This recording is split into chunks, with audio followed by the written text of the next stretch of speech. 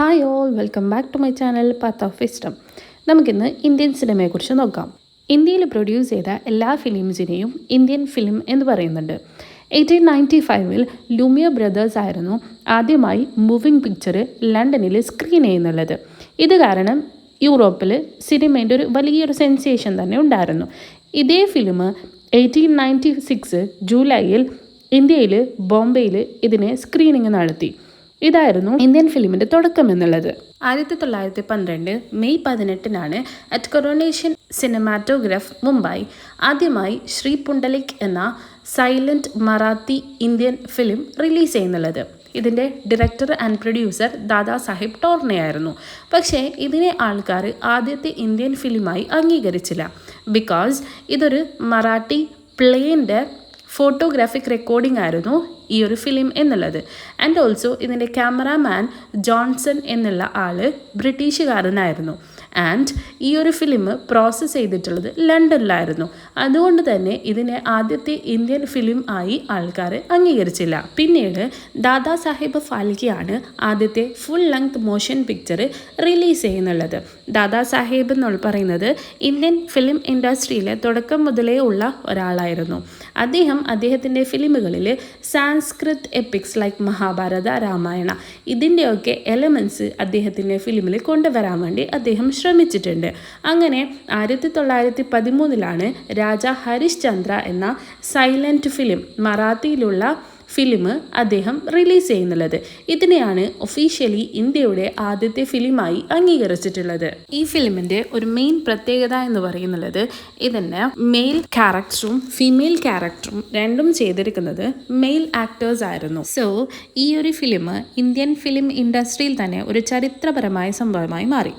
And also ഈ കാരണങ്ങളൊക്കെ കൊണ്ട് തന്നെ Dada Sahib Phalke father of Indian സിനിമയായി അറിയപ്പെട്ടു. അതിനുശേഷം സിനിമയിലെ ലൈഫ് ടൈം കോൺട്രിബ്യൂഷനുള്ള ഒരു അവാർഡ് നൽകാൻ വേണ്ടി തുടങ്ങി. അതായിരുന്നു ദാദാ സാഹിബ് ഫാൽക്കെ അവാർഡ് എന്നുള്ളത്. 1969 ഇന്ത്യൻ ഗവൺമെൻറ് സ്ഥാപിച്ചതായിരുന്നു ഇത്. ഈ അവാർഡ് എന്നുള്ളത് ഇന്ത്യൻ സിനിമയിൽ തന്നെ ഏറ്റവും അഭിമാനകരവും ആദരണീയവുമായ അവാർഡാണ്. അടുത്തതായി രഘുപതി വെങ്കയ്യ നായിഡു ഇന്ത്യൻ കലാകാരനും സൈലൻറ്റ് ഇന്ത്യൻ ഫിലിമിൻ്റെയും ടോക്കിംഗ് ഫിലിമിൻ്റെയും നിർമ്മാണത്തിൽ മുൻനിരയിലുള്ള ഒരാളായിരുന്നു. 1909 തുടക്കം മുതൽ ഇന്ത്യൻ സിനിമയുടെ ഹിസ്റ്ററിയിൽ ഒരു മുഖ്യ ഭാഗമായിരുന്നു അദ്ദേഹം. അദ്ദേഹം കുറേ യാത്ര ചെയ്ത് ഏഷ്യയിൽ വിവിധ പ്രദേശങ്ങളിൽ അദ്ദേഹം യാത്ര ചെയ്യുകയും അവിടെ ഇന്ത്യൻ ഫിലിം വർക്ക്സിനെ പറ്റിയിട്ട് പ്രൊമോഷൻ നടത്തുകയും ചെയ്തിരുന്നു. 20ാം നൂറ്റാണ്ടിൻ്റെ തുടക്കത്തിലാണ് സിനിമ ആസ് എ മീഡിയം, ഒരു മാധ്യമം എന്ന നിലയിൽ ഇന്ത്യൻ പോപ്പുലേഷൻ്റെ ഇടയിലും ഇന്ത്യയിലുള്ള മറ്റ് പല ഇക്കണോമിക് സെക്ഷൻ്റെ ഇടയിലും ഇന്ത്യൻ ഫിലിമിന് പോപ്പുലാരിറ്റി നേടുന്നുള്ളത്. ഇതിനുശേഷമാണ് തിയേറ്റർ ടിക്കറ്റ്സിനുള്ള പ്രൈസ് കുറയുകയും സാധാരണ ആൾക്കാർക്ക് താങ്ങാവുന്ന വിലയിൽ ടിക്കറ്റ് ലഭ്യമാവുകയും ചെയ്യാൻ തുടങ്ങിയത്. അതിനുശേഷം ഇന്ത്യയിലെ കൊമേഴ്ഷ്യൽ സിനിമയുടെ കോണ്ടന്റ് മുഴുവനും ജനങ്ങളെ ആകർഷിക്കുന്ന തരത്തിൽ കൂടുതൽ യോജിക്കുന്നുണ്ടായിരുന്നു. യങ് ആയിട്ടുള്ള ഇന്ത്യൻ പ്രൊഡ്യൂസേഴ്സ് ഇന്ത്യയിലുള്ള ആൾക്കാരുടെ ജീവിതത്തിനെ പറ്റിയിട്ടും ഇന്ത്യയിലുള്ള കൾച്ചറിനെ പറ്റിയിട്ടും ഇന്ത്യൻ സിനിമയിൽ ഉൾപ്പെടുത്താൻ വേണ്ടി തുടങ്ങി. മറ്റുള്ള ആൾക്കാർ ലോകമെമ്പാടുമുള്ള ആശയങ്ങൾ കൊണ്ടുവരാനും ശ്രമിച്ചു. ഈ ഒരു കാലഘട്ടത്തിലാണ് ലോകമെമ്പാടുമുള്ള ആൾക്കാർക്ക് ഇന്ത്യൻ സിനിമയെക്കുറിച്ചിട്ടുള്ള അവയർനെസ് ഉണ്ടാവുന്നുള്ളത്.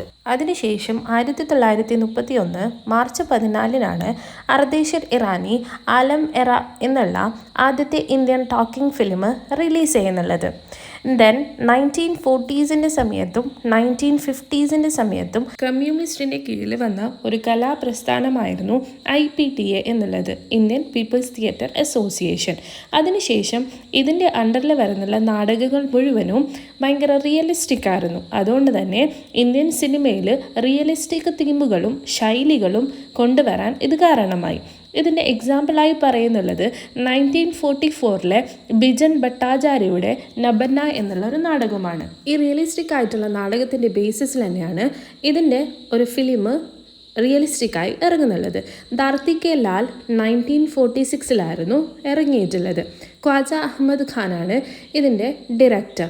ഈ കഥ എഴുതിയിട്ടുള്ളത് ബിജോണും ഖ്വാജ അഹമ്മദ് ഖാനും ഒന്നിച്ചായിരുന്നു.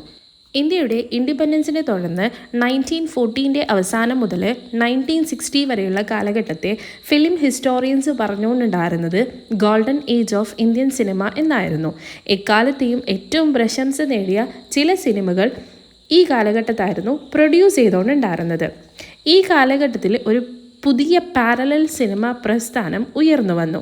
മെയിൻലി ഇത് ഫോക്കസ് ചെയ്തിരുന്നത് ബംഗാളി ഫിലിംസിനെയായിരുന്നു. 1955 പത്തർ പാഞ്ചാലിയും 1955-59 first part of Apu trilogy കൂടിയാണ് സത്യജിത് റേ ഇന്ത്യൻ സിനിമയിലേക്ക് കടന്നു വരുന്നുള്ളത്. സത്യജിത് റേയും ഋത്വിക് ഘാതക്കും ഏറ്റവും പ്രശംസ നേടിയ നിരവധി ആർട്ട് ഫിലിംസ് ഇന്ത്യയിൽ സംവിധാനം ചെയ്തിട്ടുണ്ട്. കൂടാതെ മൃണാൽ സെൻ, അടൂർ ഗോപാലകൃഷ്ണൻ, മാണി കൗൾ, ബുദ്ധദേവ് ദാസ് ഗുപ്ത തുടങ്ങിയ പ്രശസ്തരായ ഇന്ത്യൻ ഇൻഡിപെൻഡൻറ്റ് ഫിലിം മേക്കേഴ്സും അവരെ പിന്തുടർന്നിട്ടുണ്ട്. ശ്യാം ബെനഗലിനെ പോലുള്ള ചില film makers throughout 1970 realistic ആയിട്ടുള്ള പാരലൽ സിനിമകൾ നിർമ്മിക്കുന്നത് തുടർന്നു. എലോങ് സൈഡ് ബംഗാളി സിനിമ ചെയ്യാൻ വേണ്ടിയിട്ട് സത്യജിത് റേ, ഋത്വിക് ഘാതക്, മൃണാൽ സെൻ, ബുദ്ധദേവ് ദാസ് ഗുപ്ത, ഗൗതം ഘോഷ് എന്നിവരുണ്ടായിരുന്നു. മലയാളം സിനിമയിൽ അടൂർ ഗോപാലകൃഷ്ണൻ, ഷാജി എൻ ഖാരുൺ, ജോൺ എബ്രഹാം, ജി അരവിന്ദൻ. ഒറിയ സിനിമയിൽ നീരദ് മഹോപാത്ര, ഹിന്ദി സിനിമയിൽ മാണി കൗൾ, കുമാർ ഷഹാനി, കേതൻ മെഹ്ത, ഗോവിന്ദ് നിഹാലാനി ആൻഡ് വിജയ മെഹ്ത ഇവരും ഒന്നിച്ചുണ്ടായിരുന്നു. ശേഷം film finance corporation FFC government സഹായത്തോടെയുള്ള ഈ ഒരു സംഘടന ആർട്ട് ഫിലിംസിനെ സപ്പോർട്ട് ചെയ്യാൻ വേണ്ടി തുടങ്ങി. 1976 പബ്ലിക് അണ്ടർസ്റ്റാൻഡിങ്സിൻ്റെ ഒരു ഗവൺമെൻറ് കമ്മിറ്റിയാണ് ഇത് FCCയെ കുറിച്ച് അന്വേഷിക്കുകയും അതിനെ വിമർശിക്കുകയും ചെയ്തു. ദി ക്രിട്ടിസൈസ്ഡ് ഇറ്റ് ഫോർ ഇത് കൊമേഴ്ഷ്യൽ സിനിമയെ വേണ്ടത്ര സപ്പോർട്ട് ചെയ്യുന്നില്ല എന്നായിരുന്നു അവരുടെ വാദം. ഇതിനേക്കാളും കൂടുതൽ ആർട്ട് ഫിലിമിനെയാണ് അവർ സപ്പോർട്ട് ചെയ്യുന്നുള്ളത്. ഇവിടെ റിസോഴ്സസിൻ്റെ മിസ് അലോക്കേഷനാണ് ശരിക്കും ഉള്ളത് എന്നാണ് അവർ പ്രസ്താവിച്ചിട്ടുള്ളത്.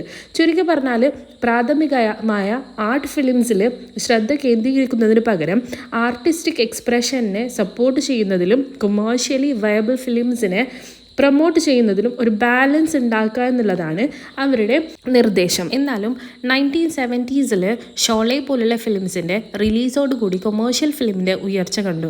ഇത് ഒരു പ്രധാന നടനെന്ന നിലയിൽ അമിതാഭ് ബച്ചൻ്റെ സ്ഥാനം ഉറപ്പിച്ചു.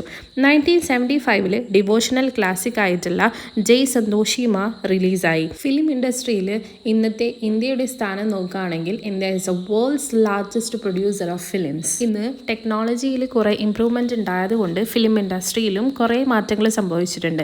ഈ മാറ്റങ്ങൾ ഫിലിം മേക്കിങ്ങിൻ്റെ ഡിസ്ട്രിബ്യൂഷൻ്റെയും ട്രഡീഷണൽ ഉണ്ടായിട്ടുള്ള മെത്തേഡ്സിനെയും മാറാൻ കാരണമായി. ഇത് ക്രിയേറ്റേഴ്സിന് പുതിയ അവസരങ്ങൾ നൽകുകയും ഓഡിയൻസിന് കോണ്ടൻറ്റുമായിട്ടുള്ള എൻഗേജ് ചെയ്യുന്ന രീതി മാറുകയും ചെയ്തു. ദെൻ ക്രിഷ്, എന്തിരൻ, രാവൺ, ഈച്ച തുടങ്ങിയ വിഷ്വൽ എഫക്ട്സ് അടിസ്ഥാനമാക്കിയിട്ടുള്ള super hero sci-fi movies block ബസ്റ്ററായി ഉയർന്നു വന്നു. അത് ഈ ഒരു ടെക്നോളജീൻ്റെ മാറ്റം കൊണ്ട് തന്നെയാണ് സംഭവിച്ചിട്ടുള്ളത്. അവസാനമായി പറയുകയാണെങ്കിൽ ഇന്ന് ഇന്ത്യ 90s രാജ്യങ്ങളിൽ ഇന്ത്യൻ സിനിമ പ്രദർശിപ്പിക്കുകയും അഭിനന്ദിക്കുകയും ചെയ്യുന്നുണ്ട്. ഇതാണ് ഇന്ത്യൻ സിനിമയെക്കുറിച്ചിട്ടുള്ള ഇമ്പോർട്ടൻ്റ് ആയിട്ടുള്ള കാര്യങ്ങൾ. Hope you like it. Thank you all. By.